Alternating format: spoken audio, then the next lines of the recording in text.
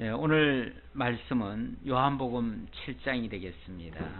7장 1절부터 봉독해 드리도록 하겠습니다. 그 후에 예수께서 갈릴리에서 다니시고 유대에서 다니려 아니하심은 유대인들이 죽이려 함이로라. 유대인의 명절인 초막절이 가까운지라. 그 형제들이 예수께 이르되 당신이 행하시는 일을 제자들도 보게 여기를 떠나 유대로 가소서. 스스로 나타나기를 구하면서 묻혀서 일하는 사람이 없나니 이 일을 행하려 하거든 자신을 세상에 나타내소서 하니, 이는 그 형제들까지도 예수를 믿지 아니함이로라. 아멘. 우선 5절까지 봉독해 드렸습니다. 6장부터 예수께서 하늘 권세자로 오신 그리스도이심을 증거하시려고 생명의 양식과 세상의 빛이 되심을 소개하는 내용이 되겠습니다. 지난 주간에는 당신이 생명의 떡이심을 증거하시려고 오병이어 표적을 통해서 굶주린 백성 5,000명에게 떡을 먹이시고 부스러기 12바구니를 거두어서 장차 12지파 언약 자손들에게 생명의 양식이 되어질 것을 표적적으로 보여주셨습니다. 이 모습을 보면서, 이 표적을 보면서 많은 사람들은 육신의 양식만을 추구하고 그 양식을 주고자 하는 예수를 쫓고자 열심을 갖고 쫓아다녔습니다. 예수님이 산으로 도망갔을 때도, 또 배를 타고 바다 건너편으로 갔을 때도 그들은 열심히 쫓아다녔습니다. 그리고 예수를 잡아다가 왕으로 삼고 예수를 통해서 주는 그러한 양식을 먹고 살고자 했습니다. 그러나 예수께서는 단호하게 그들을 거절하시면서 나는 생명의 양식을 주러 왔지 육신의 양식을 주러 온 것이 아니다. 영생의 양식을 주러 왔지 육의 양식만 주려고, 썩고 없어질 그런 육의 양식만 주려고 온 것이 아니다 라고 하시면서 그들을 거절하신 것을 볼 수 있습니다. 나중에 누구든지 내 살을 먹고 내 피를 마시지 않는 자는 생명이 없다, 이렇게까지 말씀을 하시니까 사람들이 즐겁을 하고 다 도망을 갔습니다. 내 살을 먹고 내 피를 마시라니요. 어떻게 사람이 사람의 살을 먹고 사람의 피를 마실 수 있겠습니까? 육신적으로만 생각하는 사람들은 여전히 예수님의 말씀을 육신적으로만 이해를 하는 겁니다. 육신적으로만 이해를 하니까 도무지 이해가 되질 않습니다. 그래서 빵을 먹고 배부른 까닭에 찾아온 사람들은 다 떠나가고 말았습니다. 그랬을 때 예수님께서 제자들 보고도 그렇게 말씀하십니다. 너희들도 가려느냐? 너희들도 가려면 가라, 그 말이죠. 그랬더니 영생의 말씀이 여기 계시오매 우리가 네게로 가오리까 하면서 제자들은 가지 않았습니다. 바로 예수께 단순히 육신의 양식만을 주는 그런 표적 행하는 자가 아니라 영원한 생명의 양식을 주실 참 하나님의 아들 그리스도이심을 깨달았던 것이죠. 그렇게 깨달은 자 12이 남았습니다. 그런데 예수께서는 그 남은 12명 중에서도 한 명은 오히려 나를 팔 자다, 나를 버릴 자다, 언젠가는 나를 떠날 정도가 아니라 나를 팔아서 나를 죽게 할 자다 라고까지 말씀을 하십니다. 참 인간적으로 생각하면 너무 매정한 소리일 수도 있고 참 안타까운 소리죠. 배신한다는 이야기가 얼마나 안 좋은 이야기입니까? 그런데 그런 이야기를 이제 영생의 말씀이 여기 계시오매 우리가 네게로 가오리까 하고 남은 사람들 12사람한테 그런 말을 해주는 거예요. 틀림없이 그들 중에 한 사람이 있지요.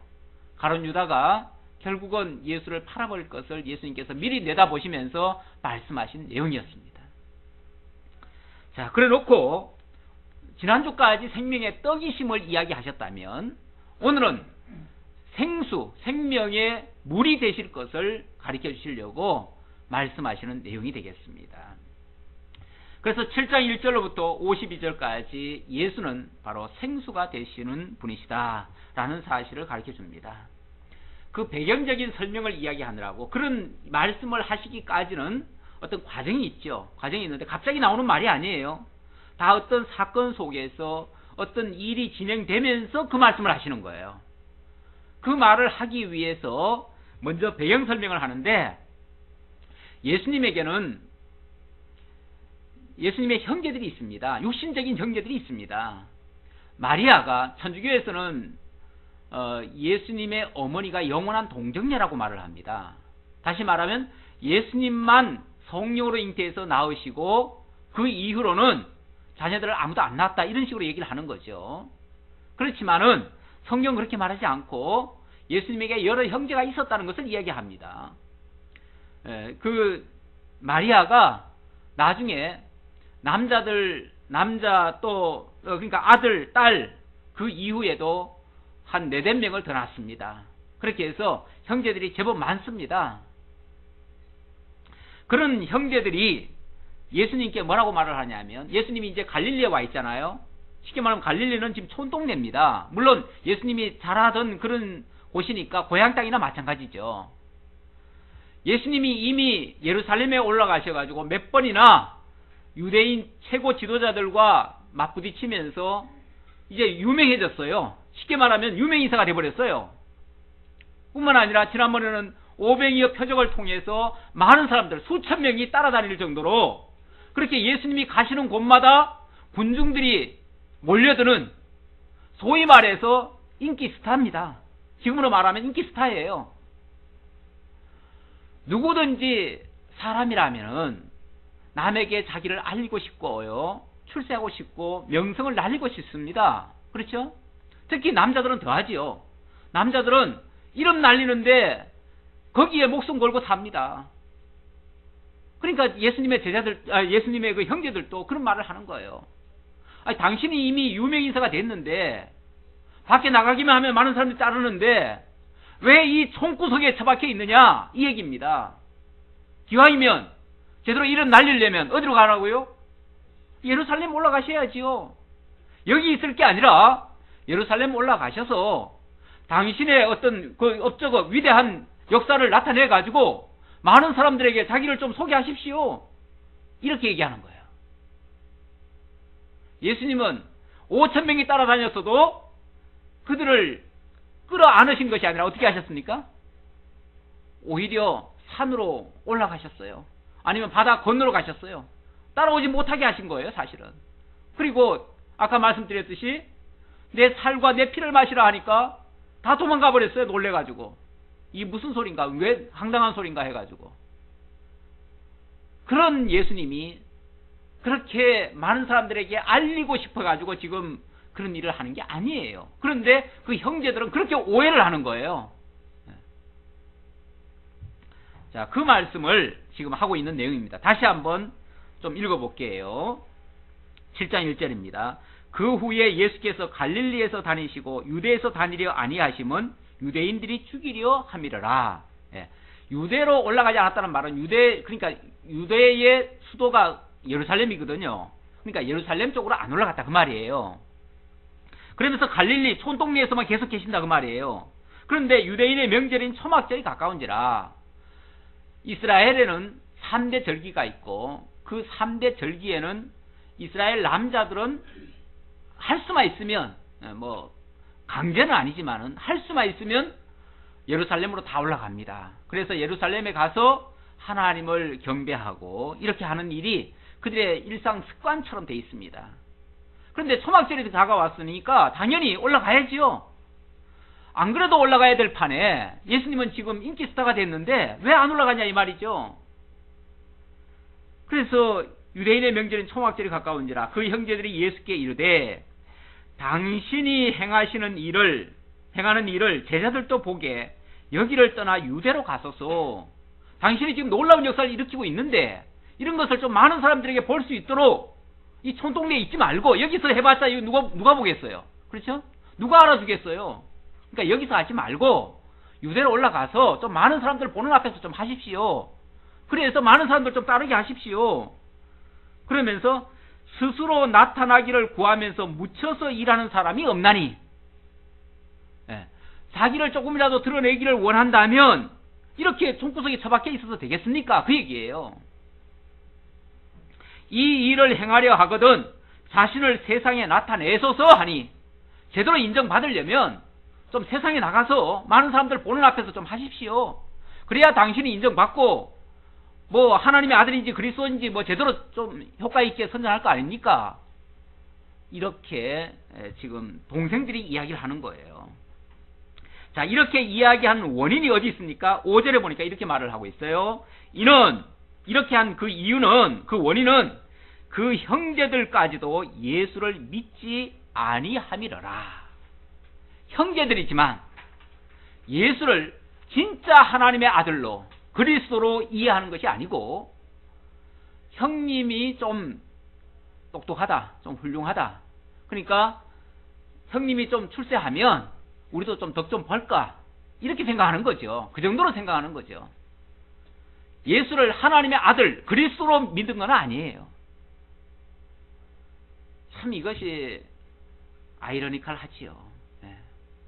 가장 가까이 있어 늘 보는 그런 사람이 먼저 알고 먼저 믿을 것 같지만, 사실은 믿음이라는 게 그렇게 해서 믿어지는 게 아닙니다. 오히려 가까운 사람일수록 더 안 믿는 경우가 더 많습니다. 그래서 지난번에도 고향장에 왔을 때 예수님께서 아주 곤욕을 치르셨잖아요. 예수님 고향장에 와서 처음에는 사람들이 예루살렘에서 예수님이 하신 일을 듣고, 와, 우리 예수가 대단하구나, 이렇게 생각을 했는데, 자기들에게 조금 거슬리는 이야기를 하니까 그만 예수를 끌어다가 낭떠러지 갖다가, 그 공사하는 그 낭떠러지 갖다가 내려쳐 죽이려고까지 했잖아요. 이렇게 고향 사람들이 인정을 하는 게 아니고요, 오히려 잘 아는 사람들이 더 핍박을 하고 더 멀리하는 그런 경우도 있습니다. 지금 오늘 모습도 바로 그런 모습이라고 보여지고요. 자, 그랬더니 예수님께서 뭐라고 말씀하시냐면, 예수께서 이르시되 내 때는 아직 이르지 아니하였거니와 너희 때는 늘 준비되어 있느니라. 내 때는 아직 이르지 않았다. 내가 지금 예루살렘에 올라갈 때는 아직 안 됐다, 그 말이죠. 그러니까 너희는 언제라도 올라가라, 나는 아직 올라갈 때가 아니다, 이렇게 말씀하시면서 예수님이 안 올라가시는 거예요. 그러면서 7절, 세상이 너희를 미워하지 아니하되 나를 미워하나니 이는 내가 세상의 일들을 악하다고 증언함이라. 내가 지금 예루살렘에 안 올라가는 이유를 지금 그렇게 밝히는 거예요. 너희들은 세상이 너희들을 안 미워한다. 그러니까 너희들은 마음대로 올라가도 누가 너희들을 죽이려고 하는 사람 없다. 그러나 내가 지금 예루살렘에 올라가면 사람들이 나를 죽이려 한다. 그럼 예수님이 죽을까봐 겁나서 지금 못 올라가는 겁니까? 그건 아니죠. 무슨 죽을까봐 겁이 나서 못 올라간다 그러면 예수님 비겁한 거죠. 그런 얘기는 아니고, 아직 내 때가 차지 않았다, 이렇게 지금 표현하시는 거예요. 그러면서 8절, 너희는 명절에 올라가라. 이번 명절에 올라가라. 내 때가 아직 차지 못하였으니 나는 이 명절에 아직 올라가지 아니하노라. 아직 올라가지 아니하노라. 이 말은 때가 되면 올라가신다, 그 얘기예요. 근데 이 말 해놓고 그 다음에 보면은, 그 다음 장면에 보면 예수님이 올라가셔요. 안 올라가는 게 아니고 올라가셔요. 그러니까 예수님 금방 거짓말한 것 같죠? 올라가놓고는 왜 안 올라간다고 동생들한테 얘기했는가? 아직 때가 안 이랬다는 그 말이에요. 오늘 안 간다, 그 소리예요. 쉽게 말하면은 지금 아예 안 간다는 얘기가 아니고, 예수님이 가긴 가죠. 가긴 가는데 지금 너희와 함께 올라가지 않는다, 그 소리예요. 이런 말들을 부분적 가지고 오해하면 안 됩니다. 이 말씀을 하시고 갈릴리에 머물러 계시니라. 자, 10절부터 13절까지 예수께서 은밀히 올라가십니다. 올라가시는데 동생들하고도 같이 안 올라가고요, 다른 사람들 보는 앞에서 안 올라가셨어요. 예수님의 행동들은 가만히 보면은 무슨 일이든지 막 드러내게 일을 하지 않습니다. 아까 동생들은 뭐라고 그랬습니까? 기왕 하려면 드러내고 좀 하십시오. 많은 사람들 좀 알게 하십시오. 많은 사람들에게 좀 자기를 좀 피하십시오, 이렇게 얘기를 했는데, 예수님이 하시는 행동들은 전부 다 오히려 숨어서 합니다. 모르게 해요. 그 일을 했는지도 모르고 누가 했는지도 모르게 해요. 지난번에 38년 된 병자를 고쳤는데도 예수님이 그거 해놓고는 예수님이 몸을 피하셨어요. 그래가지고 누가 했는지를 몰라가지고 한참 동안 헤맸잖아요. 그러다가 나중에 만나가지고 이 사람이 했다고 이렇게 얘기를 하죠. 그만큼 예수님은 무슨 일을 하시더라도 남에게 공개하려고 보이려고 하는 게 아니에요. 당신이 그리스도이심을 정말 믿고자 하는 자들, 정말 택한 백성들에게만 알게 하는 일이지 많은 사람들에게 나를 믿어라, 나를 따르라 이렇게 그냥 떠벌리는 게 아니에요. 어떤 면에서 복음이 그렇게 많은 사람들에게 보편적으로 누구에게든지 다 믿을 수 있는 그런 것들이 아닙니다. 어찌 보면 하나님의 택한 백성이 아니고는 믿을 수 없는, 깨달을 수 없는 그런 아주 특별한 것이에요. 그런 특별한 것이기에 오히려 그 특별한 것을 우리가 받았기에 우리가 더 감사한 거예요, 사실은. 그렇지 않아요?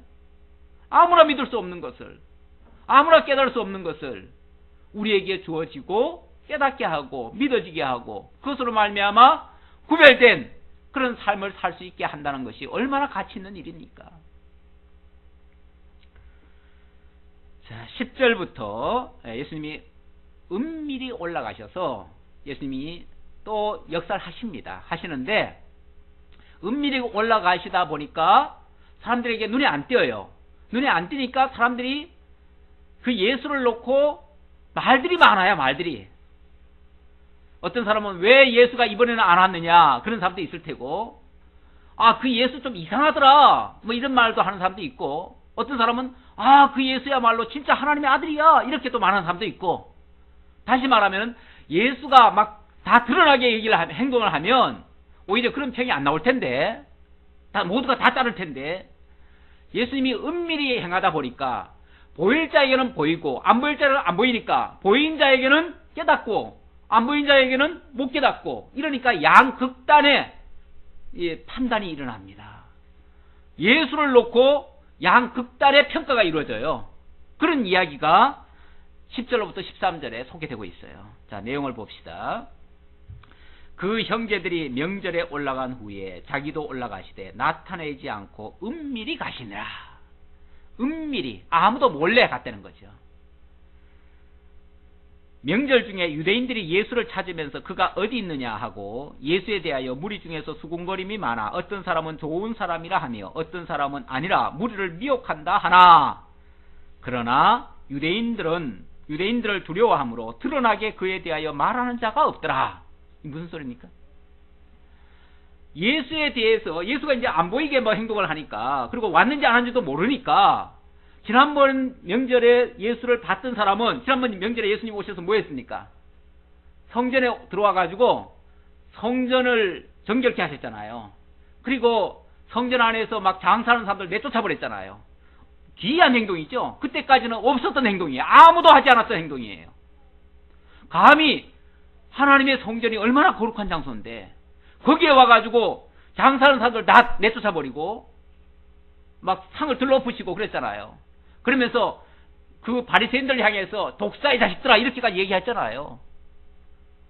그렇게 하는 행동이 보통 기괴한 행동이 아니거든요. 그러니까 그 진리를 아는 사람은 참 그가 하나님의 아들로서 메시아로서 그렇게 행사한 거다라고 생각하겠지만, 그걸 모르는 사람은 미치광이죠. 왜 어떤 미친놈이 와가지고, 그것도 도해지 사람도 아니고 저 시골 사람이 와가지고 완전히 행패 부리고 간 거 아니에요. 그렇죠?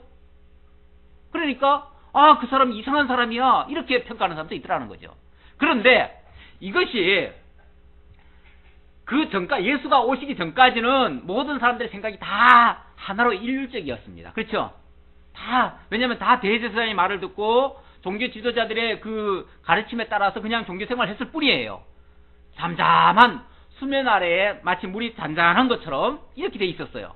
그런데 예수가 오자마자 예수가 하는 행동에 대해서 어떤 사람은 찬동을 하고 어떤 사람은 반대를 해요. 그러다 보니까 사람들의 마음들이 어때요? 서로 갈라져요. 갈라져서 생각들이 달라져요. 그러다 보니까 어떤 사람은 예수가 좋다, 어떤 사람은 예수가 나쁘다, 이러니까 자기들끼리 싸워요. 이제 서로 말을 하다가 그 예수라는 분 참 대단하신 분이다 이렇게 얘기하니까 한편에서는 너도 그 편이냐, 그리고 너도 나쁜 놈이다, 그리고 같이 막 그전까지는 같은 형제였는데, 쉽게 말하면은 같은 가족이었고 형제였고 친밀한 친구였는데 갑자기 예수를 놓고 사이들이 막 벌어지기 시작하는 거예요. 사이들이. 그래가지고 여기 보니까 뭐라고 그러냐면은 그러나 유대인들을 두려워함으로 드러나게 그에 대하여 말하는 자가 없더라. 나중에 뭐라고 그래요? 서로 말을 하면 어떻게 돼요? 자기네들끼리 싸움이 나요. 싸움이 나니까 말을 못하는 거예요. 서로 눈치 보면서 슬금슬금. 나는 예수가 옳다고 생각하기는 하는데 말을 했다가는 형제들에게 미움받고 거기서 그 유대사회라는 거는요. 우리도 저 시골에서 시족사회로 살았잖아요. 그런데 그 마을의 보편적 가치를 따르지 않는 자들은 거기서 매장을 당합니다. 그렇죠? 그 사회에서 쫓겨나요. 왜 너는 우리 전통을 안 따르느냐? 왜 우리들이 하는 일을 왜 싫어하느냐? 너는 이 동네에서 떠나가라. 사실 우리도 우리 권씨 마을 그 완전 시족 마을입니다. 그 동네가. 그는 권씨 외에는 한 사람도 없어요. 시집 온 사람들 외에는 없어요. 그러니까 그 동네에서는 뭐 철저하게 유교에 따라서 모두가 다 제사를 드리고 모든 일을 같이 합니다. 그런데 거기에 한 사람이 예수를 믿기 시작했고 한 청년이, 그리고 우리 어머니가 2호로 예수 믿었다 그랬잖아요. 그 동네에서 2호로 예수를 믿으니까 완전히 왕따죠. 사실은 거기서는. 거기서는 어찌 보면 완전히 이상한 집안이 된 거예요. 그것도 우리가 영향을 많이 미칠 만큼 어떤 훌륭한 가문에서 그렇게 하면은 좀 욕을 덜 할 텐데, 제일 못 살면서 제일 어찌 보면은 안 좋으면서 그러면서 예수를 믿으니까 미운 데다가 더 미운 거죠. 그래서 사실은 별로 그렇게 좋지 않았습니다. 그렇게 평가가 좋지 않았어요. 물론 지금은 인정을 합니다. 지금은 뭐 아들이 목사까지 됐는데 지금은 가보니까 그 교회, 그 동네에 교회가 생겼어요. 그 조그만 동네에. 지금은 한 30-40호밖에 없어요. 그런데 교회가 생기고, 그래서 몇몇 사람들은 교회를 다니고 있고요. 거기서 뭐 제가 목사가 나왔지만은 또 목사 사모도 나왔더라고요. 그리고 또 뭐 몇몇 그 믿는 중진들이 또 나왔어요. 상당히 많이 변해졌어요. 그러니까 지금은 평가가 달라요. 지금은 평가가 좋지만 옛날에는 한때는 평가가 영 안 좋았어요. 무슨 얘기냐면 예수님이 오시기 전까지는 모두가 다 일치된, 물론 그것이 잘 됐든 잘못됐든 간에 다 일치된 사회였는데 예수님이 오심으로부터 분란이 일어나기 시작한 거예요. 사상적 분란, 그렇죠? 신앙적 분란이 일어나요. 그러니까 서로 말을 못하는 거예요. 우리도 가족들끼리, 형제들끼리 많이 모였는데 너무 종교 얘기만 하면 어떻게 되죠? 거기서 왕따 당하죠. 아니면 또 정치 이야기만 또 너무 하면, 정치도 의견이 다를 수 있잖아요. 어떤 사람은 야당, 어떤 사람은 여당 편이잖아요. 그런 얘기를 하다 보면은 그 다음부터 어떻게 돼요? 원수가 돼요. 괜히 원수가 돼요. 원수가 돼가지고 그 다음부터는 무슨 말만 하면은 그냥 싫어해져요. 막 그냥 사람이 싫어져요. 사람이. 이런 경향이 일어나요. 제가 아까 누가복음 말씀을 좀 묵상을 했었는데, 누가복음 12장 51절 말씀을 묵상했는데, 예수님이 세상에 화평을 주러 온 것이 아니고 검을 주러 왔대요. 검을. 그리고 분쟁케 하러 왔대요. 얼른 들으면은 기독교 못 쓸 종교죠. 예수님 오셔가지고 분쟁이 일으키니까. 그래가지고 전에는 한 집에 5사람이 있는데 5사람이 서로 분쟁을 한대요. 둘이 셋과 분쟁하고, 아버지와 아들, 아들과 아버지, 어머니와 시어머니, 시어머니와 며느리, 이렇게 서로 분쟁하게 될 거래요. 뭐 때문에요? 예수님 때문에. 예수님 영접함으로부터, 예수님이 들어옴으로부터 그 가문이 시끄러워지는 거예요. 시끄러워져요. 이게 사실은 나쁜 것만은 아니죠. 우리가 무조건 화평이면 좋습니까? 무조건 평화면 좋습니까? 죄악 속에서도요, 나름대로는 평화가 있습니다. 그렇죠? 깡패 세계에도 질서가 있잖아요. 원래 깡패 세계는 질서가 더 많습니다. 거기는 반동이란 건 있을 수가 없습니다. 거기는 무조건 다 하나입니다. 하나. 보스가 뭐라고 얘기하면 전부 다 보스 말을 다 따르는 거예요. 그게 죽음으로 가는 길이라 할지라도 다 따르는 거예요. 거기는 평화가 있지요. 그러나 거기에 다른 뭔가가 들어오면 소동이 일어나죠. 바로 그런 것과 같지요. 이 세상이 정말 정의롭고 평화로운 세상이라면 예수님이 오셔서 할 일이 없어요. 당연히 오셔가지고 평화만 더 만드시겠죠. 그런데 이 세상 자체가 죄악 세상이고 거짓된 세상이고 불의의 세계다 보니까 거기에 참빛이 들어오니까 거기에 참 진리가 들어오니까 그게 막 일어나는 거죠. 마치 구정물통에 더러움이 가득 차 있었는데 그때는 근데 위에 물은 깨끗해 보이죠. 구정물도 원래 가만히 다 가라앉아 있으면은 깨끗한 겁니다. 윗물은 깨끗한 것 같아요. 그런데 거기에 뭐가 새물이 하나 들어와 가지고 휘저 놓으면 어떻게 되죠? 막 다 더러워지는 거죠. 그런 것과 같지요. 어둠 속에 그냥 지하 동굴에 캄캄한 데서는 조용한 것 같은데 거기에 햇빛이 쫙 들어오면 그 안에 있던 그 어둠의 자식들이 그 속에 있던 어둠의 자식들이 소동 일으키는 거랑 똑같지요. 그런 의미에서의 예수님이 분쟁케 하는 거예요. 예수님 그러니까 나쁜 의미에서 평화롭게 잘 사는 사람들 괜히 그냥 무슨 뭐 파토내려고 하나님이 그러시는 게 아니고 진리로 거듭나게 하고 정의로 바로 세우기 위해서 그렇게 하신다. 그런 뜻이에요. 무조건 나쁜 의미로 평화를 깨시는 분이 아니에요. 원래 예수님께서 이 땅에 오신 것은 진정한 평화를 이루시는 거예요. 그래서 처음에 예수님이 나실 때에 하늘에서는 영광이요 땅에서는 사람들 중에 평화로다. 그걸 위해서 예수님이 오셨다고 그러잖아요. 진짜 예수님은 사실은 평화를 이루시는 거예요. 그러나 거짓 평화를 깨시고 참 평화를 이루시는 거죠. 자, 이렇게 해서 양극단의 평가를 받으시는 모습 소개해드렸고요. 14절로부터 24절까지. 자, 예수께서 명절 중간에 성전에서 책망으로 교훈을 하기 시작합니다. 예수님 하실 일을 또 하셔요. 사람들이 미워하든 말든 이것 때문에 사실은 미워한 건데 미워하는 일을 예수님이 또 하시는 거예요. 성전에서. 자, 14절입니다. 이미 명절의 중간이 되어 예수께서 성전에 올라가서 가르치시니 유대인들이 놀랍게 여겨 이르되 이 사람은 배우지 아니하였거늘 어떻게 그를 아느냐 하니 무시하는 거죠. 왜? 예수님 어디서 왔으니까요. 저 갈릴리 총동네 저 목수의 아들 배운 적도 없고 글도 제대로 모를 텐데 와가지고 성경을 줄줄줄 읽으면서 성경을 다 풀어주는 거예요. 그러니까 놀라는 거죠. 그런 부분에서 놀라는 거죠. 그랬더니 예수께서 대답하여 이르시되 내 교훈은 내 것이 아니고 나를 보내신 이의 것이니라. 예수님 자기 거라면은 자기가 세상에서 배운 거 가지고 전하려고 하면 배운 게 없어요. 실제로. 그러니까 전할 것도 없어요. 그러니까 자기 지식은 없어요. 쉽게 말하면.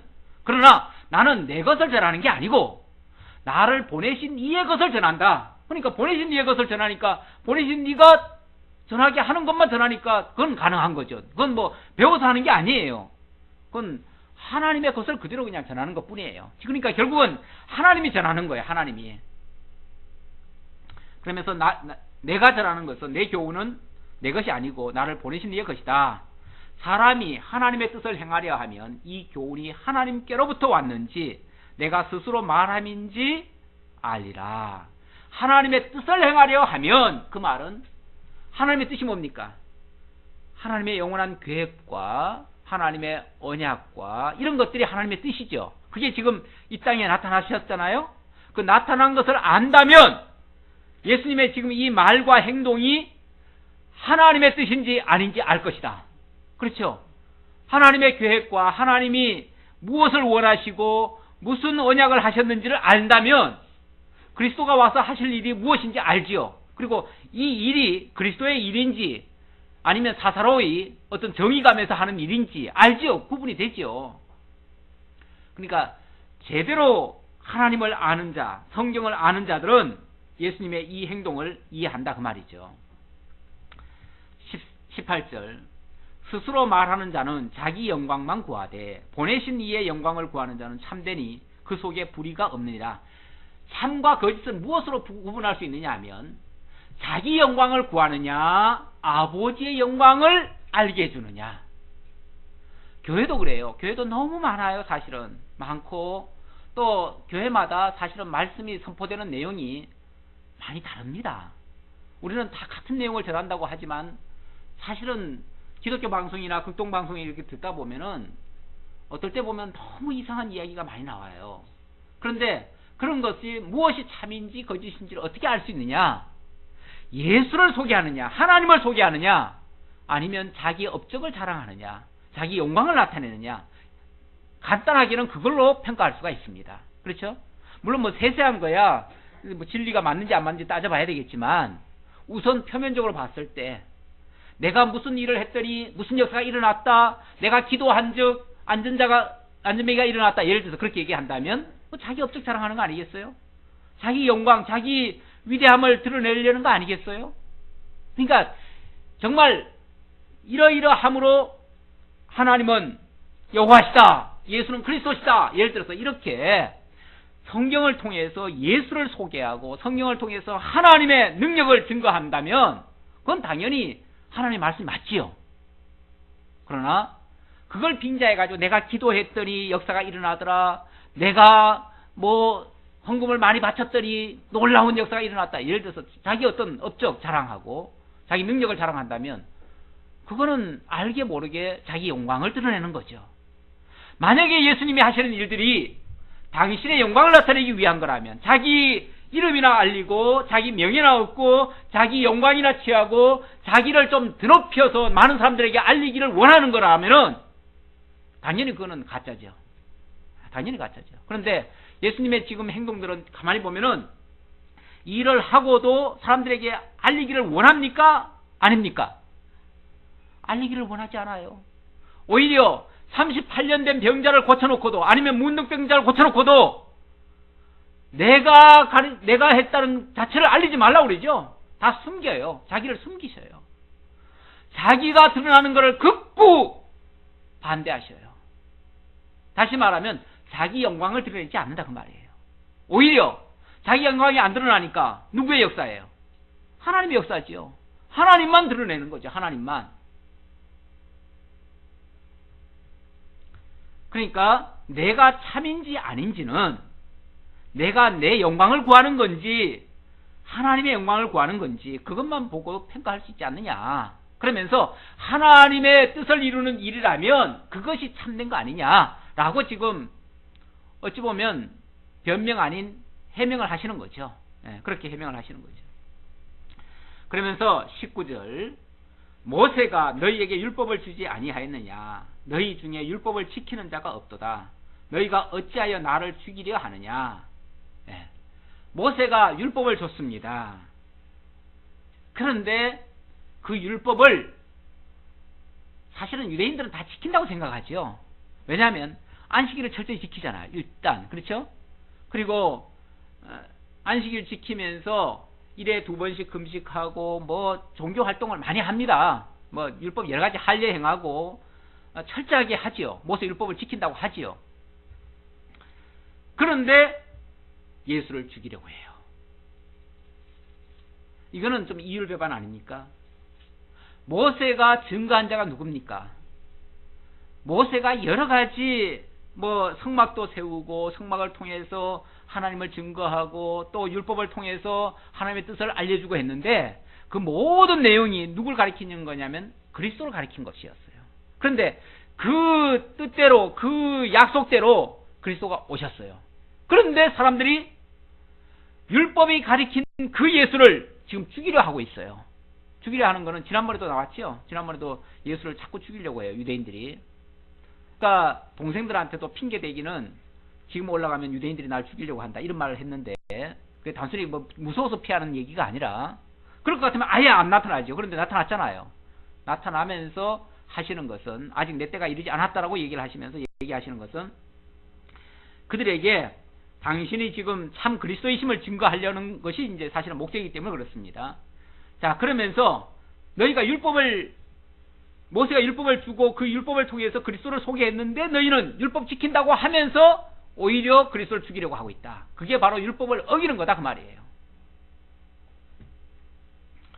자, 그랬더니 무리가 대답하되 당신은 귀신이 들렸도다. 누가 당신을 죽이려 하나이까? 예수 죽이려고 한 적 없습니까? 몇 번이나 지금 죽이려고 했잖아요. 계속 죽이려고 하잖아요. 또 지금은요. 지금도 죽이려고 하지요. 또 죽이려고 하지요. 예수님이 말만 하면, 행동만 하면, 물론 떡을 오병이어처럼 떡 5개로 5,000명을 먹이고 하면 사람들이 막 와 좋다 하고서 따라와요. 그러니까 쉽게 말하면 병자 고치고 떡 주고 뭐 하고 할 때는 사람들이 좋다고 따라와요. 그러다가 뭐 할 때는요, 안식일을 범하는 것 같고, 예를 들어서 같은 일을 하더라도 안식일날 예수님이 일을 많이 하셨잖아요. 안식일날 회당에서 그런 일을 하셨잖아요. 그리고 지난번에 38년 된 병자도 안식일날 고쳤어요. 그러니까 그런 걸 가지고 이제 율법을 어겼다 해가지고 죽이려고 했어요. 그러니까 율법에 보면은 안식일을 범하는 자는 돌로 쳐 죽이란 말이 있어요. 그렇잖아요. 그래서 실제로 그 산에서 나무 하다가 발각된 자가 돌에 맞아 죽은 예도 있습니다. 구약에 보면. 예. 그런 것처럼 예수님도 지금 안식일을 자꾸 범했다고 얘기를 하는 거예요. 그런데 예수님은 안식일을 범한 것이 아니라 안식일에 그 병마에 포로된 자를 뭐 한 겁니까? 해방시켜 준 거죠. 쉽게 말하면 죄의 종살이에서부터 해방시켜 준 거죠. 그래서 참된 안식을 준 거죠. 그러니까 그동안 안식 못하던 자를, 그동안 병 때문에 안식을 못했잖아요. 못한 자를 진짜 안식을 준 거예요. 예수님은 진짜 구원을 통해서 참 안식을 누리시는 분이신데, 그리고 누리시고 또한 참 안식을 주시는 분이신데, 그걸 오해해가지고 육적으로만 자꾸 생각하니까 날짜 오겠다고 자꾸 얘기를 하는 거예요. 그런데 안식일의 원래 의미는 죄에서의 해방입니다. 그렇죠? 사람들이 왜 안식을 못합니까? 사실은 죄 때문에 그래요. 죄 아래에 있는 사람들은요, 죽어도 안식을 못합니다. 이 땅에 사는 사람들이 고통 속에 살아가는 이유 중에서도 사실은 죄 문제가 제일 큰 문제거든요. 죄 문제 해결 안 되면 안식할 자 아무도 없습니다. 그래서 수고하고 무거운 짐진 자들아 다 내게로 오라. 내가 너희를 쉬게 하리라. 쉬게 한다는 말이 안식케 한다는 그 말이에요. 모든 죄와 허물로 가득 차 있던 사람들 예수 앞으로 와서 거기서 노임을 얻는 거, 그게 참된 안식을 얻는 건데, 그렇게 참된 안식을 주는데도 오히려 날짜 오겠다고 지금 자꾸 트집을 잡고 그거 핑계로 예수를 죽이려고 하고 있어요. 그러니까 율법을 핑계로 예수를 죽이는데 사실은 그 율법은 예수를 가리키고 있어요. 얼마나 지금 역설적인 이야기입니까? 예수를 가리키는 말씀 가지고 예수를 죽이려고 하고 있다 그 말이에요. 자, 그랬더니 오히려 예수를 미치광이 취급을 합니다. 미치광이 취급. 자, 그랬더니 예수께서 너희들이 지금 하는 행동이 옳지 않은 것을 한 가지 증거로 이야기를 한대요. 21절 보세요. 예수께서 대답하여 이르시되 내가 한 가지 일을 행하매 너희가 다 이로 말미암아 이상히 여기는도다.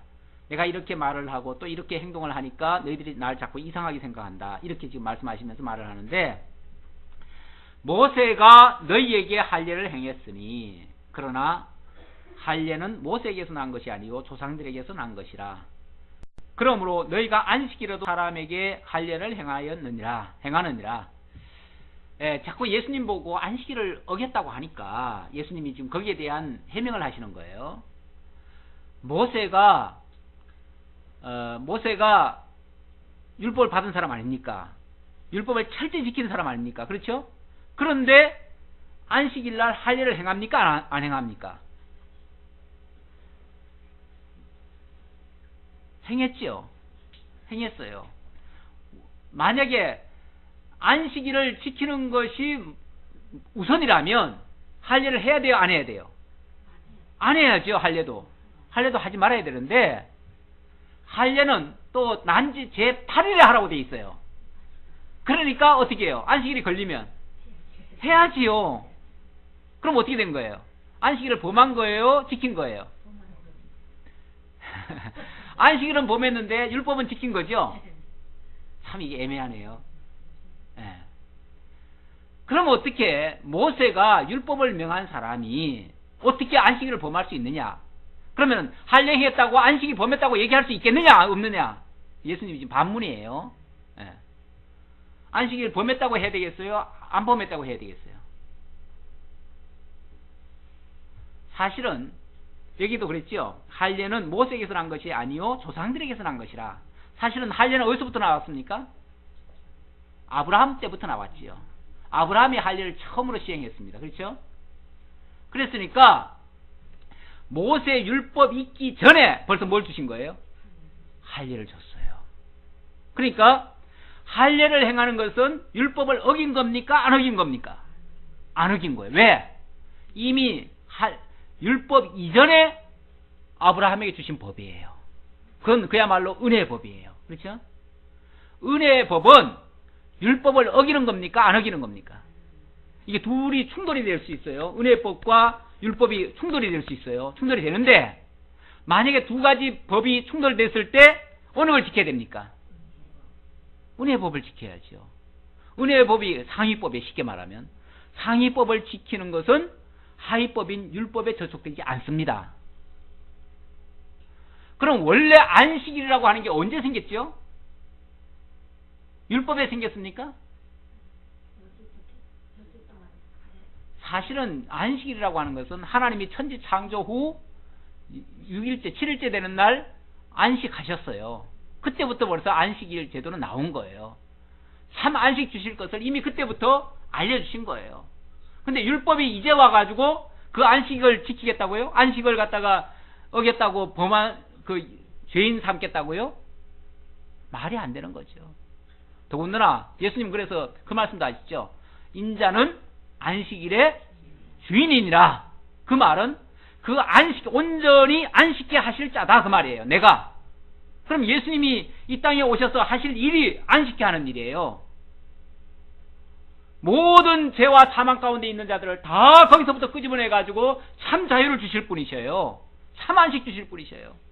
그런 분이 아니 당연히 죄와 사망 가운데 있는 자들을 끄집어내야지요.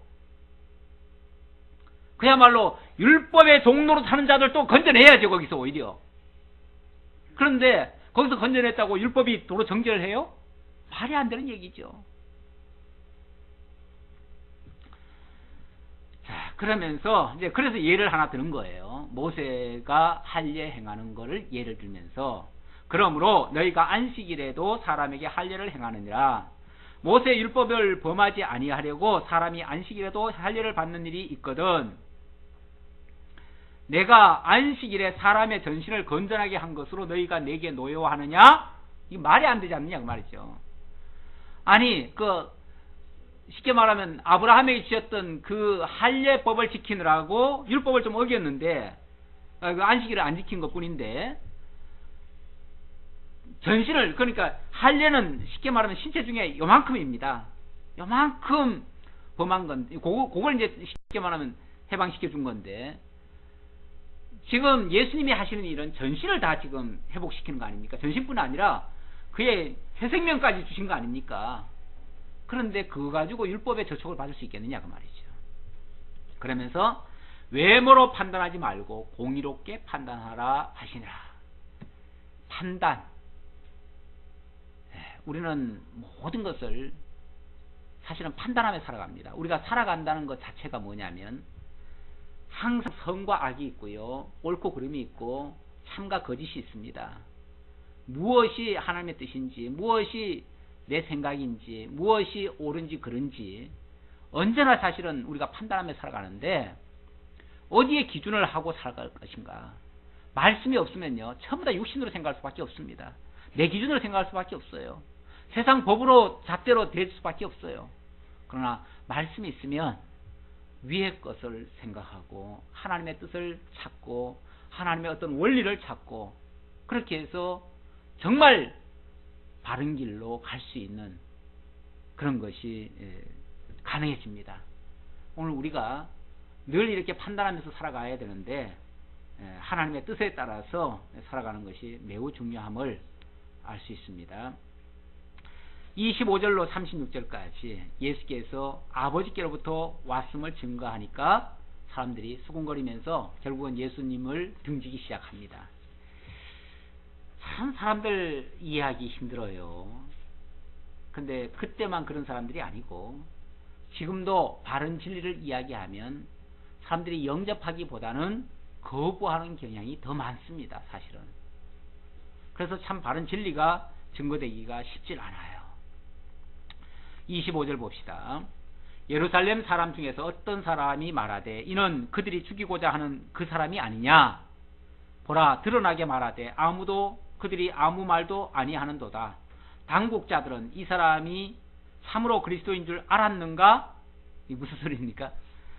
지금 예수가 분명히 지난 명절 때까지만 해도 유대인들이 막 잡아서 죽이려고 하던 사람이거든요. 그렇죠? 그런데 지금 죽이려고 쉽게 말하면은 체포 명령이 내려진 사람이 지금 어디 와 있어요? 성전에 와가지고 지금 모든 사람들 보는 앞에서 지금 말씀을 지금 전하고 있어요. 뭐 누가 올라가라고 한 적은 없겠지만 예수님이 올라가서 전했겠죠. 예. 그랬더니 어떤 사람이 그러는 거예요. 아니 저 사람 지난번에 쉽게 말하면 체포 명령 내려진 사람 아니냐? 근데 어떻게 저 사람이 지금 저기서 지금 말씀을 전할 수가 있느냐?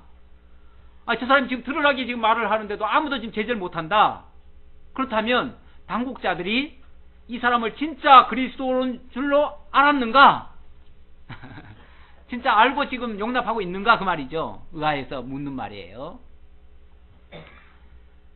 자, 그랬더니 그러나 우리는 이 사람이 어디서 왔는지 아노라. 그리스도께서 오실 때는 어디서 오시는지 아는 자가 없으리라 하는지라. 무슨 소리냐면 이렇게 말하는 사람도 사실은 예수에게 우호적인 사람이 아니에요. 왜 예수 죽일 사람인데 왜 저기서 저런 말을 하도록 내버려 두고 있느냐 그 말이죠. 그래서 왜 체포를 안 하느냐? 당국자들이 지금 그리스도를 인정하느냐? 이렇게 지금 비아냥되는 얘기예요. 비아냥되면서 진짜 그리스도라면은 하나님의 아들이잖아요. 하나님의 아들이라면은 아무도 모르게 와야죠. 그 사람 자기 생각을 얘기하는 거예요. 아무도 모르게 와야 되는데 이 사람은 어디서부터 온 사람이에요? 갈릴리에서 왔잖아요. 갈릴리에서 왔으니까 이거는 모든 사람이 다 알게 왔잖아요. 그러니까 어떻게 모든 사람이 알게 온 사람이 어떻게 그리스도가 될 수 있느냐 이 말이에요. 그러니까 이 사람은 그리스도 반대파예요. 그렇죠? 반대파로서 하는 말이에요. 자, 그랬더니 28절 예수께서 성전에서 가르치시며 외쳐 이르시되 너희가 나를 알고 내가 어디서 온 것도 알거니와. 예. 그들이 무슨 말을 하는지 어떻게 알고 있는지 다 아시면서 예수님이 말씀하시는 거예요. 알거니와 내가 스스로 온 것이 아니니라. 나를 보내신 이는 참되시니 너희가 그를 알지 못하나 나는 아노니 이는 내가 그에게서 났고 그가 나를 보내셨음이라 하니라.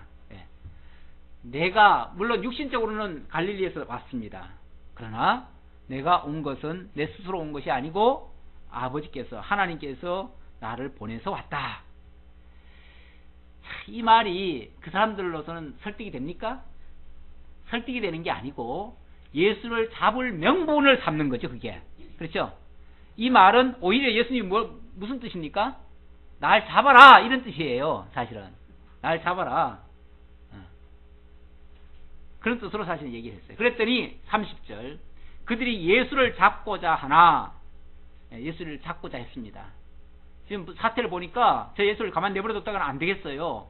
그래서 당국자들이 쉽게 말하면 잡으려고 했어요. 잡으려고 했는데 손을 대는 자가 없으니 이는 아직 그의 때가 이르지 아니하였습니다. 네.